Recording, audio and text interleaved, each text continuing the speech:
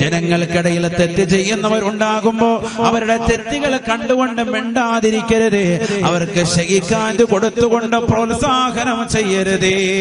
തെറ്റാണ് ചെയ്തത് എന്ന് തുറന്ന് പറയാനുള്ള ചങ്കൂറ്റം ഈ ഉമ്മത്തിനുണ്ടാകണം. അല്ലാഹു സുബ്ഹാനഹു വ തആല ഖുർആനിലൂടെ പഠിപ്പിക്കുകയാണ്, നന്മ കൊണ്ട് കൽപ്പിക്കുന്നവരാണ്, തിന്മ കൊണ്ട് വിരോധിക്കുന്നവരാണ്.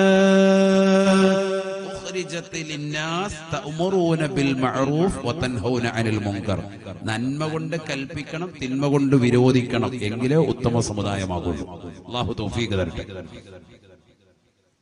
അപ്പോഴേ ഉത്തമ സമുദായമാകുള്ളൂ. നന്മ കൊണ്ട് കൽപ്പിക്കുകയും വേണം, തിന്മ കൊണ്ട് വിരോധിക്കുകയും വേണം.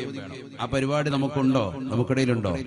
അത് പള്ളിയിലെ മുസ്ലിയാർക്ക് മാത്രമല്ല, നമ്മുടെ കുടുംബത്തിൽ തെറ്റ് കാണുമ്പോൾ മുതിർന്ന കാരണവന്മാർ അവർ തെറ്റ് തിരുത്തി കൊടുക്കണം.